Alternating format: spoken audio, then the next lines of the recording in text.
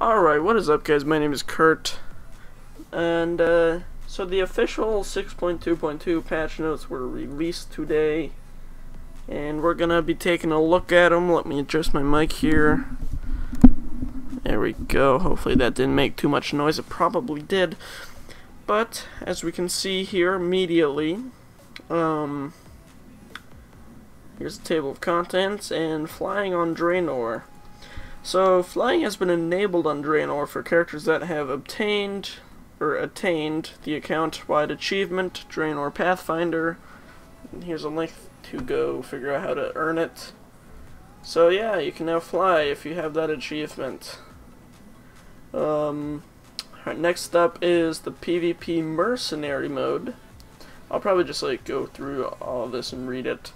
Players are now able to act as a mercenary for the opposite faction in PvP whenever your faction is experiencing a long time wait to get into Ashran or unrated battlegrounds.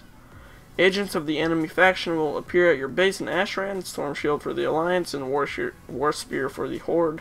It will allow you to enter Ashran or battlegrounds disguised as an enemy player and actually fight as the opposite faction. While competing as a mercenary, players will automatically have their race change into one appropriate for the opposite faction. Players will still be able to earn all the same rewards as winning or losing as their original faction. And here's a link to a feature about it. So, thoughts on that? I think it's actually pretty cool, but pretty weird at the same time. So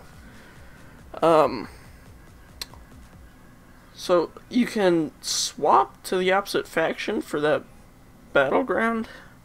There's some pros and cons to that. So some pros are like lower wait times and more battlegrounds, and some cons are, as you said, or as it, you can't really get that much achievements, but whatever.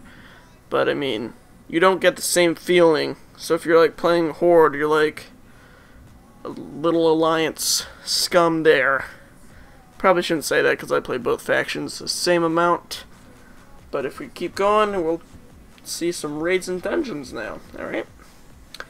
So, first section here is the new time walking rewards.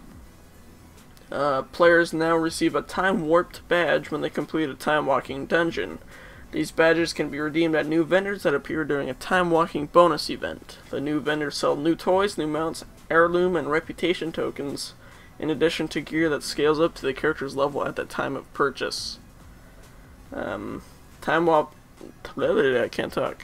walking loot changes. Time walking bosses who had unusual drops, such as Reigns of the Blue Proto Drake, now have a chance to drop those items when defeated while time walking. Oh, that's pretty cool.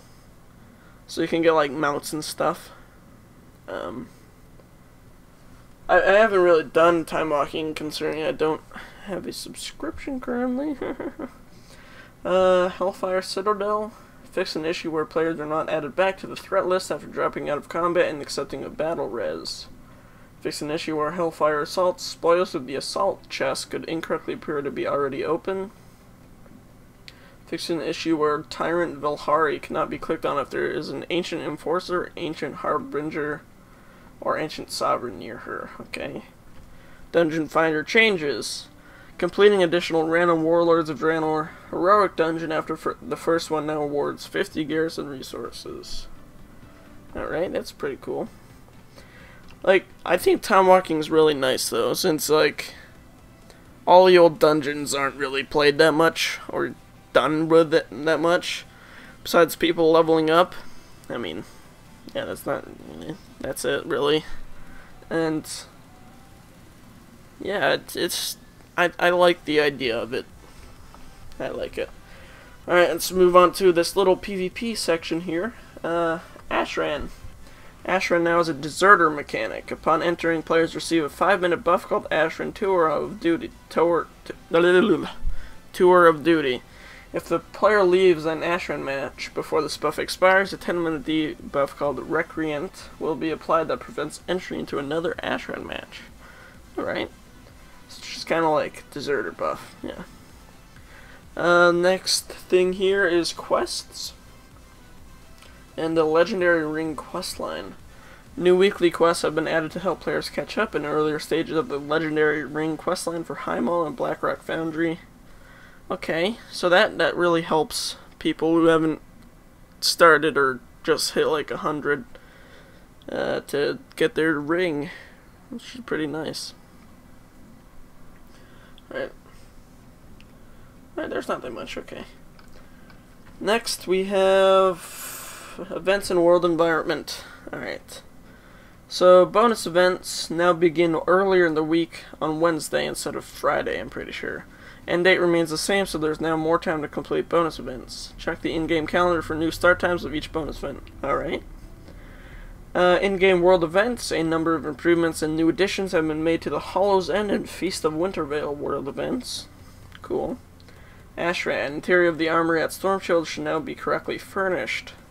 Remove the stack of objects floating outside of the armory at Stormshield. Wow, they really done goofed at the armory there, eh? And Frostfire Ridge, cartographers have been notified and corrected a spelling error on the world map. Alright. Jeez, all these spelling errors. Okay, creatures and NPCs. Tanan Jungle, but behind the doors of the outdoors version of Hellfire Citadel awaits a new rare elite with a special drop for world PvP enthusiasts. The Spike-Toed Boomerang. Okay. Go beyond the dark portal on a Flyma to find 3 new rare elite Bleeding Hollow Orcs that have a chance of dropping one of the 3 new Crash and Thrashing toys. Steel Snout should now be correctly immune to being trapped by Deadly Iron Trap. Okay. Nagran, soar above the skies of Nagran, explored the outdoors version of Highmall and battle with 3 new rare elite ogres for a chance at one of 3 arcane-infused Mana Fiend battle pets. Ooh, Mana Fiends. Shadowmean Valley, Weaponsmith Call should now be able to repair the player's equipment. Cool. Darkmoon Island, Darkmoon Rabbit should now correctly respect loot rules. Stupid wabbits. Alright, collections.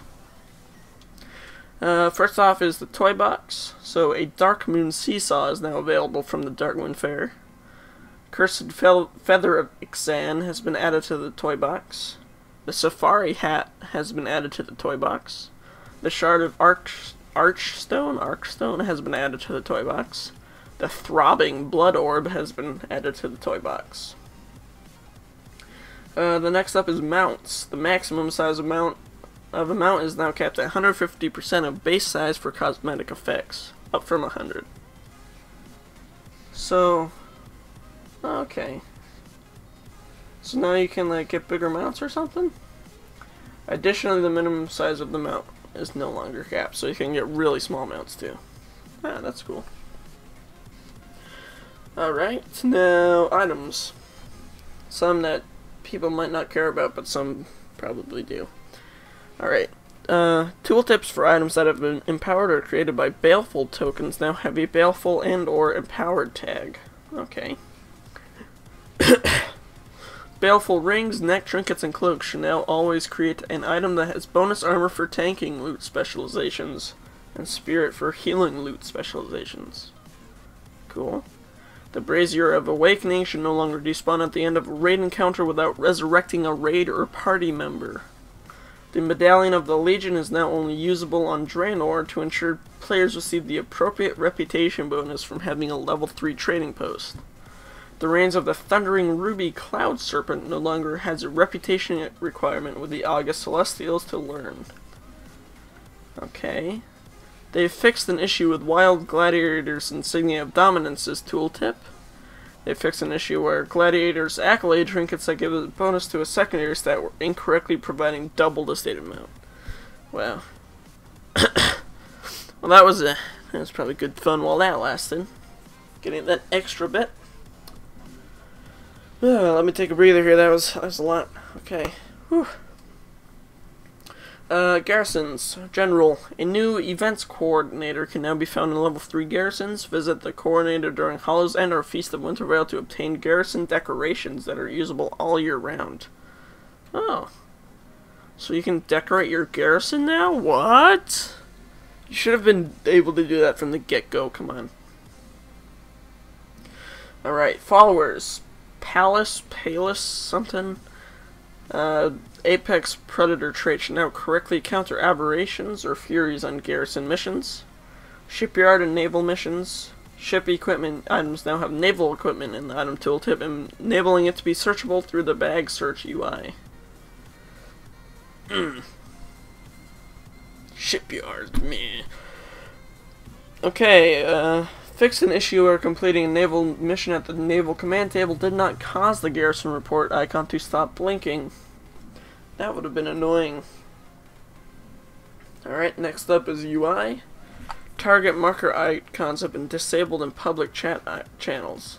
Oh, so like the skulls and triangles and orange nipples and all that. Okay.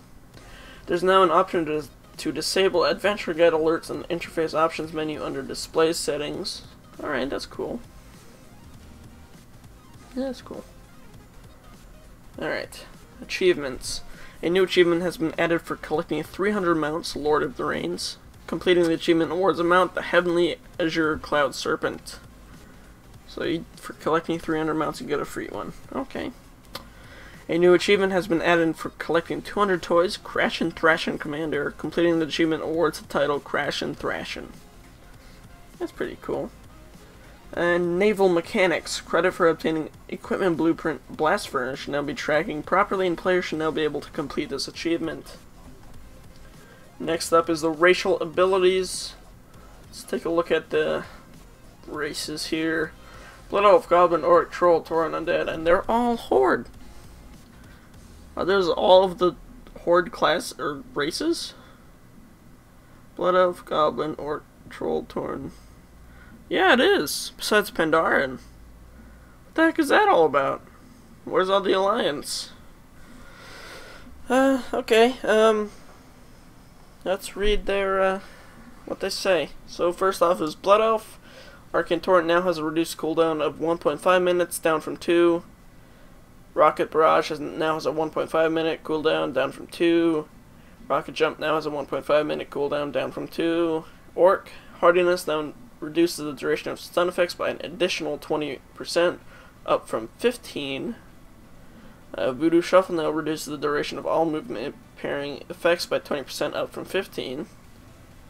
War Stomp now has a reduced cooldown of 1.5, down from 2, and cast time is no longer increased by damage, so like spell pushback and stuff. Undead, Touch of the Grave now scales its damage based on 50% of the character's attack power or spell power, whichever is greater. Okay, so they've basically boosted the Horde racials. Isn't that fun? Okay. So let's take a look at the last leg of this video here. Which is the classes. So Druid, General, Thrash and Cat form now deals 10% more damage. And Feral, Rake now deals 20% more damage. In PvP combat, Rake now deals 20% less damage. Okay, and Rip now deals 20% more damage. In PvP combat, Rip now deals 20% less damage. So, okay, yeah. So, if people are confused with that, they don't deal actual less damage, they just gain the same as now, or like before the patch. Yeah. Please note that Monk. Please note that tooltip description for the following monk abilities will be inaccurate. This will be corrected in a future patch. Okay. Okay, General. Blackout Kick now deals 10% more damage. Rising Sun Kick now deals 10%. No. Did I say 20 or 10? Well, 10% more damage. Rising Sun Kick now deals 10% more damage. And Tiger Palm now deals 20% more damage. And Windwalker Fists of Fury now deals 20% more damage. So they all got buffed there. Alright. Priest for the Shadow spec. Devouring Plague now deals 10% more damage. And PvP combat deals... Yeah, okay, I don't need to read that. All that is like the same as now. Mind Blast now deals 10% more damage. Besides PvP, Mind Flare now deals 20% more damage. Okay. And Mind Spike now deals 10% more damage besides PvP. The next up here is Warlock. Corruption now deals 10% less damage in PvP. And for Affliction, Agony now deals 10% less damage in PvP. And Unstable Affliction now deals 10% less damage. So in PvP, Warlocks are getting nerfed there.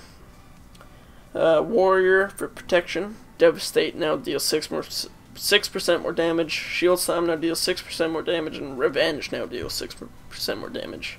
So leveling up as a tank warrior is even easier now. Like, it wasn't even that hard before, but now it's like even easier. Okay. And their armor sets. Tier 18 4-piece set bonus for Fury Warriors now reduces the cooldown of Recklessness by 30 seconds, up from 25. So that's pretty good. Yeah, it's expired, been cancelled, whatever. So, those were the good old official 6.2.2 patch notes. I might do this a lot for future patches, maybe not, I don't know. This is just something I felt like doing. I hope you guys enjoyed. Thanks for watching. Keep calm. I don't know why I was about to say that. Yeah, I'll be doing some future stuff. I want to do some more like news kind of things, because that's what I kind of like to do. But yeah, thanks for watching, guys. Peace.